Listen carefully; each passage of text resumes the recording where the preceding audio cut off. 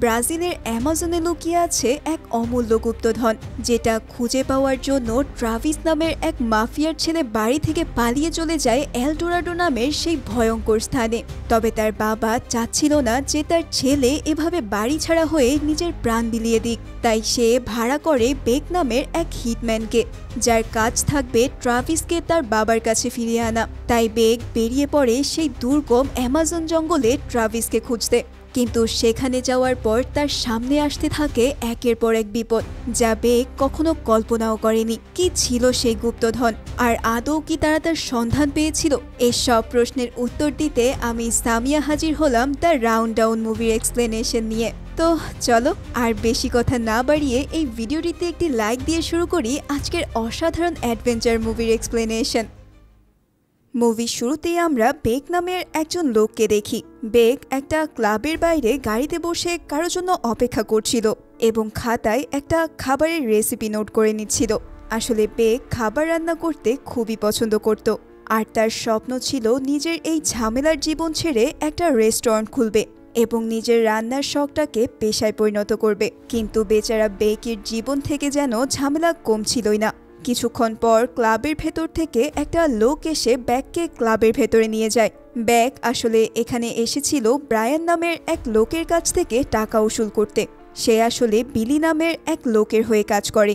এখানে ব্রায়ান বিলির কাছ থেকে প্রায় 50 লক্ষ টাকা নিলেও সেটা শোধ করেনি।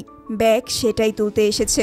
ব্যাগকে সেই লোকটি ক্লাবের ভেতরে নিয়ে গিয়ে ব্রায়ান আর তার বন্ধুদের দেখিয়ে দেয়। ব্রায়ান সহ তার সব বন্ধুরাই ছিল বড় মাপের হকি প্লেয়ার এবং স্বাভাবিকভাবেই খুবই শক্তিশালী। বেক তখন শান্তভাবে ব্রায়ানের সামনে গিয়ে তাকে বলে, আমার একটু কথা আছে আপনার সাথে। কিন্তু এখানে ব্রায়ান বেশ ভাব নিতে থাকে। তবুও বেক শান্তভাবেই ব্রায়ানের পাশে গিয়ে বসে বলে, কিছুদিন আগে তুমি একজনের কাছ থেকে 50 লক্ষ টাকা নিয়েছিলে, আমি সেটাই নিতে এসেছি। হয় আমাকে টাকাটা দাও, নয়তো তোমার আংটিটা দিয়ে দাও। ব্রায়ানের আংটিটি ছিল 50 লক্ষ টাকার চেয়েও অনেক বেশি দামি, তাই সে আংটিটি দিতে অস্বীকৃতি জানায় এবং হাসতে হাসতে বেকের গায়ে ড্রিঙ্কস ঢেলে দিয়ে তাকে সেখান থেকে চলে যেতে বলে। এতে বেকের প্রচণ্ড রাগ হলেও সে ব্রায়ানকে কিছু না বলেই ওয়াশরুমে চলে যায়। এরপর সে বিলিকে কল করে সবটা বলে। বিলি বলে, তুমি এভাবে বললে কিছুই হবে না, ওদেরকে তুমি নিজের মতো করে বোঝাও। ব্যাক এরপর ওয়াশরুম থেকে বের হয়ে আসে আর ব্রায়ানকে বলে, তোমাকে আমি দুটো অপশন দিচ্ছি, তুমি নিজে আংটিটা আমাকে দিয়ে দেবে, আর অপশন বি, আমি তোমার কাছ থেকে আংটিটি ছিনিয়ে নেব। ব্রায়ান অপশন বি চুজ করে। বেক শুধু বলে রং চয়েস। এরপরেই সে ব্রায়ানের লোকেদের সাথে ফাইটিং শুরু করে। এখানে বেক একাই সবাইকে মেরে নাস্তানাবুদ করে ফেলে। এই কাণ্ড দেখে ব্রায়ান পালানোর চেষ্টা করতে থাকে, তবে বেক তাকে ধরে ফেলে আর তার আংটিটি ছিনিয়ে নেয়। কিন্তু আংটিটি নিয়ে ক্লাব থেকে বাইরে আসতেই একটা লোক বেকের উপর অতর্কিত হামলা করে আর রাবার বুলেট ছুঁড়ে বেককে আহত করে তার কাছ থেকে আংটিটি ছিনিয়ে নেয়। কিছুক্ষণের মধ্যেই বেক বুঝে যায় এই কাজ আসলে বিলি করেছে, তাই সে রেগে মেগে সোজা বিলির কাছে যায়। বেক বিলিকে জিজ্ঞেস করে সে কেন তার লোক দিয়ে বেকের উপর হামলা করিয়েছে। উত্তরে বিলি একটু হেয়ালি করে বলে, আমি ভেবেছিলাম যে তুমি সেফলি এটা আনতে পারবে না। তবে বেক বুঝতে পারে বিলি আসলে তাকে টাকা আর তার রেস্টুরেন্ট ফিরিয়ে না দেওয়ার বাহানা করছে। সে বিলিকে বলে, আমি আর তোমার হয়ে কোনো কাজ করতে পারবো না, আমি এখনই আমার টাকা আর রেস্টুরেন্ট ফেরত চাই। বিলি তখন সিরিয়াস হয়ে বলে, তুমি আমার জন্য শেষ একটা কাজ করে দাও, এরপর আমি তোমার সব পাওনা পরিশোধ করে দেব। এখন উপায় না পেয়ে বেক জিজ্ঞেস করে কি কাজ। বিলি তার ছেলের ছবি দেখিয়ে বলে, এটা আমার ছেলে ট্রাভিস, আমি ওর পড়াশোনার পেছনে অনেক টাকা খরচ করেছি যাতে করে ও আমার পরিবর্তে সবকিছুর দায়িত্ব নেয়। কিন্তু সে আর্কিওলজি থেকে পড়াশোনা করে এখন পাগলের মতো এখানে সেখানে ঘুরে বেড়াচ্ছে গুপ্তধনের খোঁজে। এবারও সে বাড়ি থেকে পালিয়ে ব্রাজিলে গিয়েছে কোনো এক গুপ্তধনের খোঁজে, সুতরাং তোমাকে সেখান থেকেই তাকে ধরে নিয়ে আসতে হবে। এখন বেকের হাতে উপায় না থাকায় সে বিলির এই প্রস্তাবে রাজি হয়ে যায়। পরের দৃশ্যে আমরা বেককে ছোট্ট একটা আধভাঙা হেলিকপ্টারে করে ব্রাজিলের জঙ্গলের উদ্দেশ্যে রওনা হতে দেখি। এই হেলিকপ্টারের পাইলট ছিল ড্যাক নামের এক লোক। এখানে তার হেলিকপ্টার চালানোর গতি আর কথাবার্তা সবকিছু দেখে বোঝাই যায় লোকটার মাথায় হয়তো কোনো সমস্যা আছে। বেচারা বেক পুরো পথ বেশ আতঙ্কেই ছিল। তবে পাগলামি ছাগলামি করলেও ডেক হেলিকপ্টারটা সফলভাবে একটা ষাঁড়ের পালের মধ্যে ল্যান্ড করায়। বেকের তো তখন জান হাতে চলে আসার উপদ্রব। এই ষাঁড়ের পাল ছিল ডেকের নিজের পোষা। সে এই হেলিকপ্টারের রাইড দেওয়ার পাশাপাশি এই ষাঁড়গুলোকেও পালত। এরপর ডেক একটা গাড়িতে করে বেককে নিয়ে রওনা হয় এলডোরাডো নামক এক স্থানের উদ্দেশ্যে। কেননা তারা জানতে পেরেছিল বিলির ছেলে ট্রাভিস বর্তমানে সেই এলডোরাডোতে আছে। পথে বেক কিছু সংখ্যক নির্যাতিত মানুষকে একটা ট্রাকে করে কোথাও নিয়ে যেতে দেখে। সে ডেককে জিজ্ঞেস করে এরা কারা এবং কোথায় যাচ্ছে। উত্তরে সে বলে আমরা যে স্থানে যাচ্ছি সেখানে হেচার্ড নামের এক লোকের আধিপত্য চলছে, আর হেচার্ড এই মানুষগুলোকে দিয়ে জোর করে অমানবিক কাজ করায়। তবে বেক এসবে খুব একটা মাথা ঘামায় না, কারণ তার উদ্দেশ্য ট্রাভিসকে এখান থেকে নিয়ে যাওয়া, আর কিছুই না। এদিকে আমরা ট্রাভিসকে দেখি, যে কিনা জঙ্গল থেকে একগুচ্ছ ফুল নিয়ে মারিয়ানা নামের এক মেয়ের দোকানে আসে। ট্রাভিস মারিয়ানার সাথে বিভিন্নভাবে ফ্লার্ট করতে থাকলে মারিয়া তাকে সরাসরি জিজ্ঞেস করে এবার কত টাকা লাগবে। ট্রাভিস বলে টাকা নয়, আমার তোমার নৌকাটা দরকার। এখানে আমরা জানতে পারি ট্রাভিস আর মারিয়ানা পূর্ব পরিচিত এবং সে মারিয়ানার কাছ থেকে ইতিমধ্যেই অনেক টাকা ধার নিয়েছে। তাছাড়াও সে মারিয়ানার গাড়ি নিয়ে সেটাও নষ্ট করে ফেলেছে।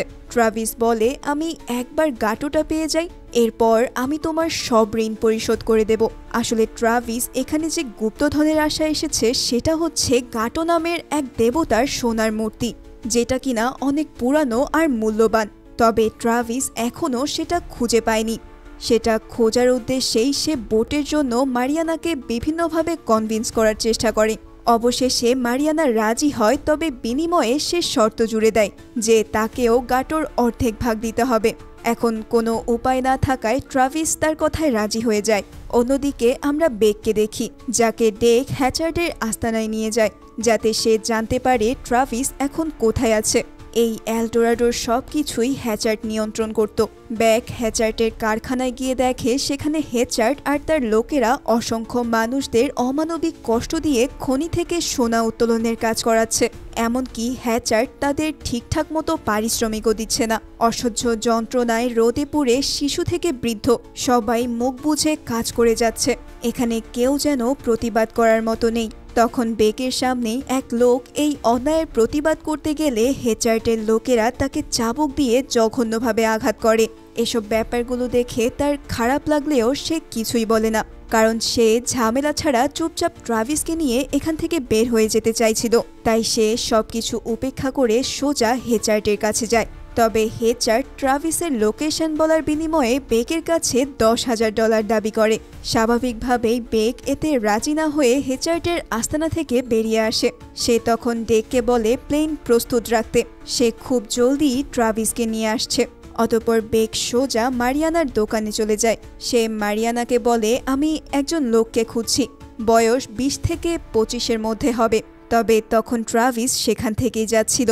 সে বেকের মুখে তার কথা শুনে থমকে দাঁড়ায় এবং তাকে জিজ্ঞেস করে আমি কি তোমার নাম জানতে পারি। তবে বেক তাকে দেখেই চিনে ফেলে, তাই সে তাকে বলতে থাকে আমি জানি তুমি ট্রাভিস, আমাকে তোমার বাবা এখানে পাঠিয়েছে, সুতরাং তুমি আমার সাথে চলো। স্বাভাবিকভাবেই ট্রাভিস এতে অসম্মতি জানায়। বেক তখন তাকেও বলে আমি তোমাকে 2টা অপশন দিচ্ছি, তুমি স্বেচ্ছায় আমার সাথে যাবে, আর অপশন বি আমি তোমাকে জোর করে নিয়ে যাব। ট্রাভিস বলে আমি অপশন সি চুজ করছি। এটা বলেই সে বোকার মতো বেকের উপর হামলা করে দেয়, কিন্তু তার তো আর বেকের ব্যাপারে কোনো ধারণা ছিল না। বেক তাকে এক খুশিতে কাবু করে সেখান থেকে নিয়ে যেতে থাকে, কিন্তু তখনই সেখানে হ্যাচার্ড আর তার লোকেরা চলে আসে।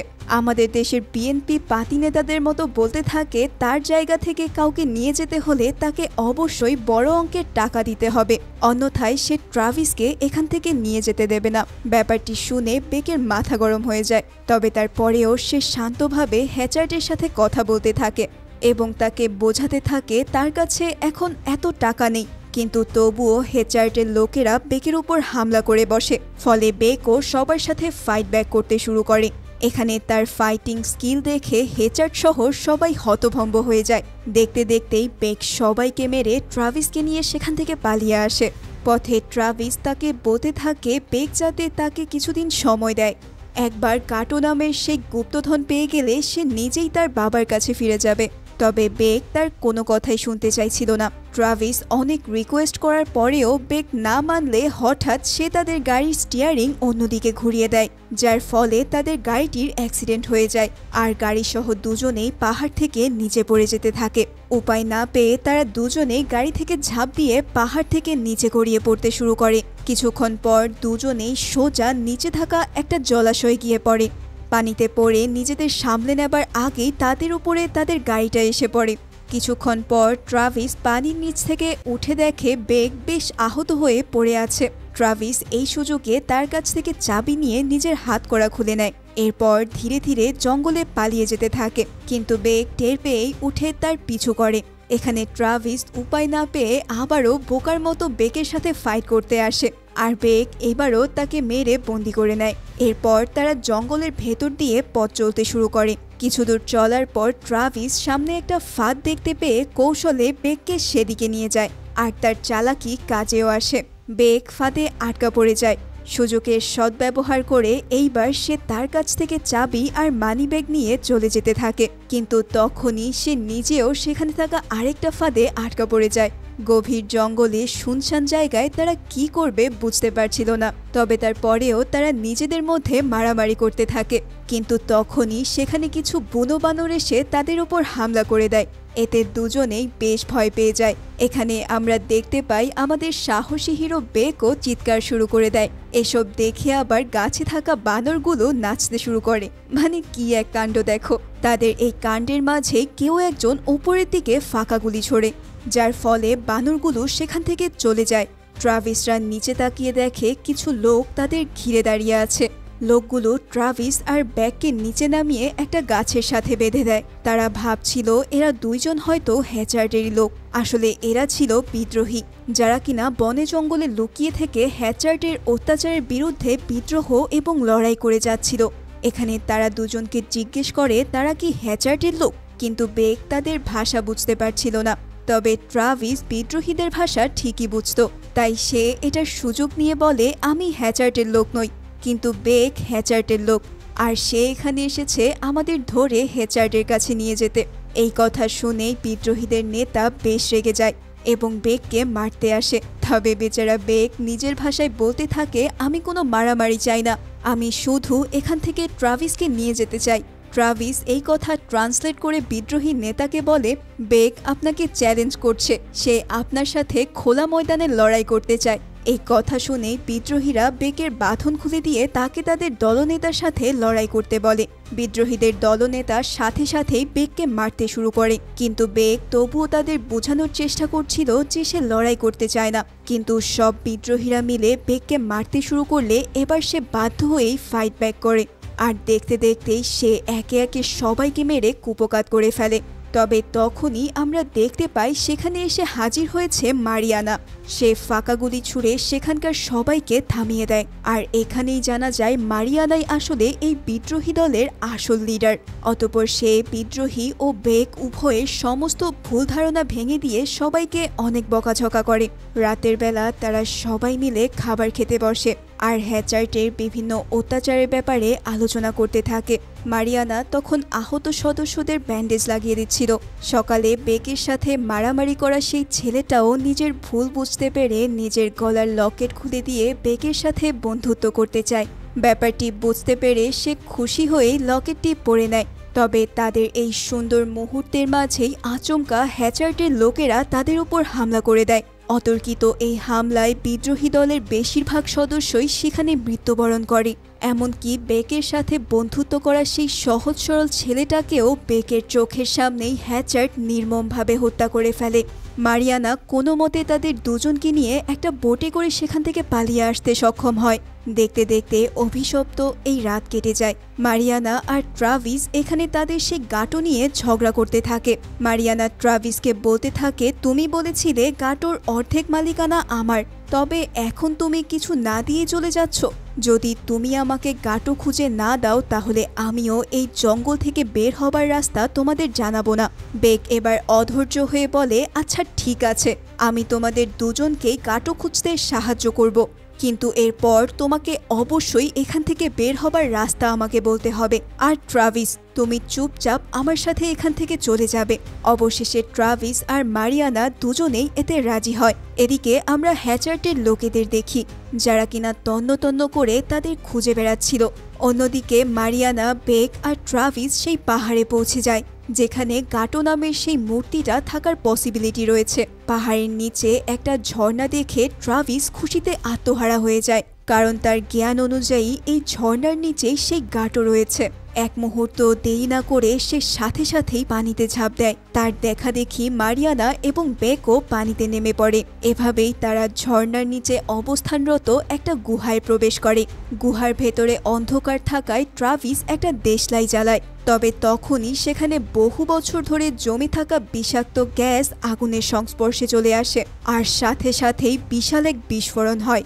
তারা পানিতে ডুব দিয়ে কোনো মতে সেই বিস্ফোরণের হাত থেকে প্রাণী বেঁচে যায়। এতেই বোঝা যায় এখানে প্রতি পদে পদেই বিপদ রয়েছে। তবে তারা তারপরেও সামনের দিকে এগিয়ে যায়। কিছু দূর যাবার পর সেখানে তারা বাঁশের তৈরি একটি ফাঁদ দেখতে পায়। সঠিক কোড ব্যবহার না করে এই বাঁশের নিচে থাকা নকশায় পা রাখলেই বাঁশ ভেঙে ওপরে থাকা বিশাল বিশাল পাথর তাদের ওপর এসে পড়বে। ট্রাভিস কয়েকবার ভুল পদক্ষেপ দেওয়ার ফলে সেখানে কয়েকটা বাঁশ ভেঙে যায়। বেক সাথে সাথেই সেই ভাঙা বাঁশগুলো ধরে উপরের পাথরগুলোকে কোনোভাবে আটকে রাখে। এখানে ট্রাভিস বুঝতে পারে এই গুপ্তধনের কাছে পৌঁছানো মোটেও সোজা না, তাই সে কোড বুঝে খুবই সাবধানতার সাথে ধীরে ধীরে সামনে আগাতে থাকে। এদিকে বেক সেই ভেঙে যাওয়া বাঁশগুলোকে কোনোভাবে ধরে রাখে, যাতে উপরের পাথরগুলো নিচে না পড়ে। কিন্তু এত ভারী পাথর বেকের পক্ষে ধরে রাখা সম্ভব হচ্ছিল না। এদিকে ট্রাভিস অবশেষে সেই বাঁশের ফাঁদ পার করে খুঁজে পেয়ে যায় সেই কাঙ্ক্ষিত গুপ্তধন গাটো। তবে এরপরেই পাথরের ছাদ ধসে পড়তে থাকে। তারা তিনজন কোনো মতে প্রাণ নিয়ে সেখান থেকে বেরিয়ে আসতে সক্ষম হয়। অবশেষে তারা তাদের এই বহুল প্রতীক্ষিত গুপ্তধন উদ্ধার করেই ফেলল। রাতে মারিয়ানা ট্রাভিসকে বলে, কাল আমার 50% আমাকে বুঝিয়ে দিয়ে এখান থেকে চলে যেও। তবে ট্রাভিস তখন মারিয়ানাকে বলে, আমি এটা টাকার জন্য খুঁজে বের করিনি, এটাকে আমি মিউজিয়ামে রাখতে চাই। কিন্তু মারিয়ানা তাদের বোঝাতে থাকে হ্যাচার্টের বিরুদ্ধে রুখে দাঁড়ানোর জন্য টাকাটা তার কতটা দরকার। এটি বিক্রি করে যে টাকা আসবে সেই টাকা দিয়ে সে বিদ্রোহীদের অস্ত্র কিনে দিয়ে সাহায্য করবে। এসব কথা বলার সময় মারিয়ানা তাদের কাঙাবোস নামের একটা ফল খেতে দেয়। সে বলে, এটা খুব উপকারী এবং রেয়ার একটা ফল, তোমাদের ভাগ্য ভালো তাই পেয়ে গিয়েছ। বেক আর ট্রাভিস আনন্দের সাথেই ফলটি খেয়ে নেয়। তবে কিছুক্ষণের মধ্যেই তারা দুজনেই চোখে উল্টোপাল্টা দেখতে শুরু করে, আর তাদের দুজনের শরীর অবশ হয়ে যায়। মারিয়ানা তখন শান্তভাবে উঠে তাদের কাছ থেকে মূর্তিটি নিয়ে নেয়, আর সে বেকের কাছে গিয়ে বলে, আমি সবকিছুর জন্য দুঃখিত, কয়েক ঘন্টা পরেই তোমরা ঠিক হয়ে যাবে, কিন্তু এই গাটোটা আমার এবং আমার বিদ্রোহী গোষ্ঠীর খুবই দরকার। হ্যাচার্টের বিরুদ্ধে রুখে দাঁড়ানোর জন্য আমাকে এটা চুরি করতেই হতো, তবে আমি ট্রাভিসের ভাগ অবশ্যই তাকে বুঝিয়ে দেব। এসব বলে মারিয়ানা গাটো নিয়ে সেখান থেকে চলে যায়। এদিকে কিছু ঘন্টা পরেই সকাল হয়। সকাল হতেই বেক আর ট্রাভিসের কাছে কিছু বানর এসে আবারও তাদের উত্ত্যক্ত করতে থাকে।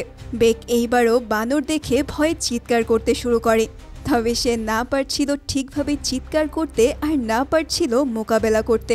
তবুও সর্বোচ্চ শক্তি দিয়ে ওঠার চেষ্টা করতেই অবশেষে সে উঠে বসতে সক্ষম হয়।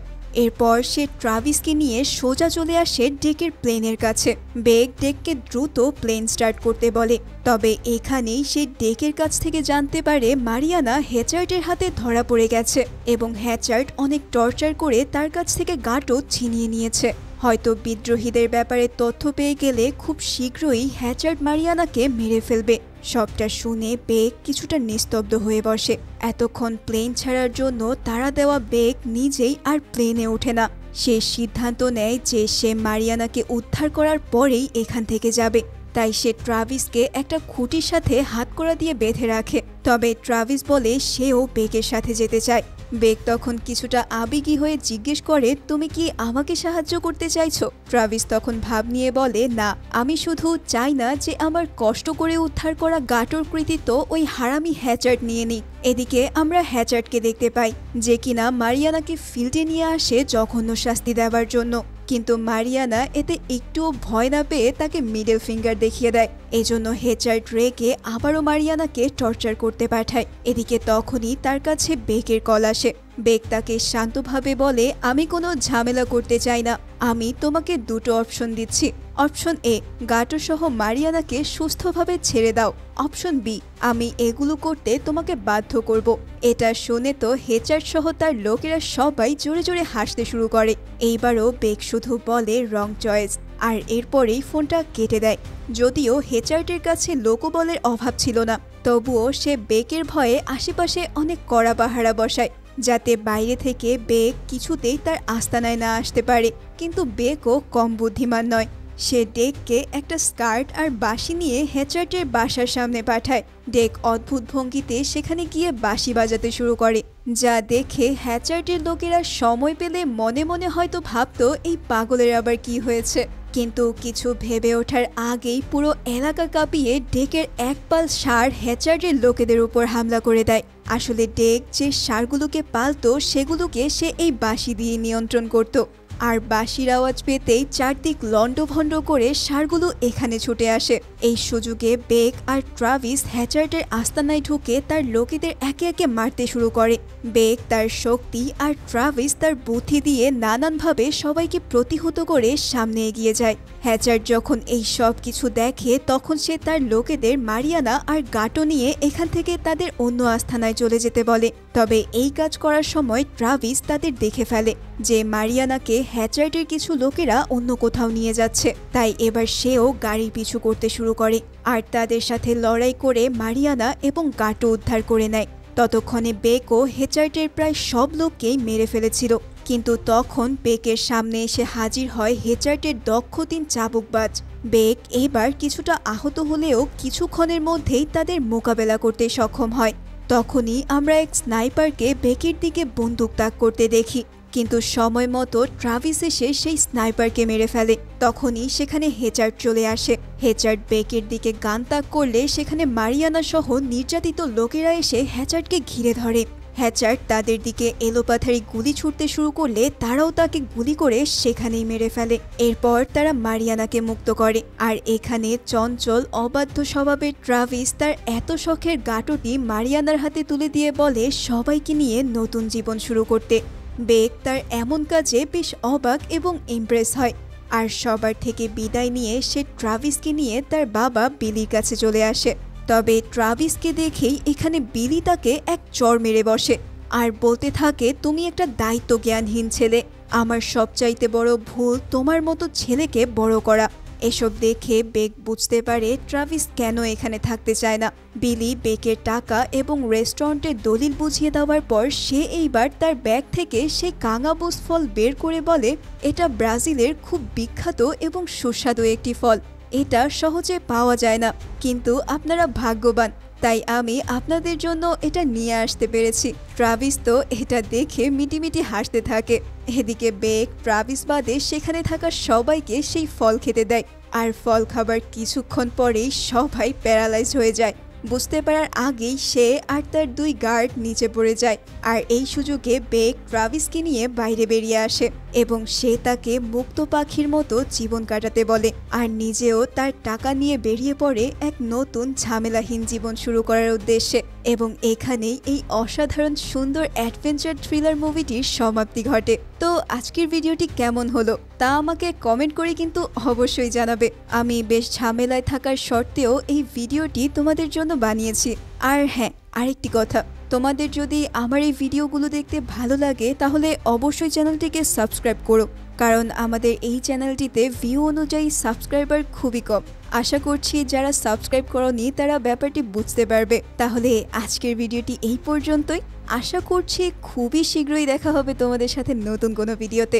ধন্যবাদ সবাইকে।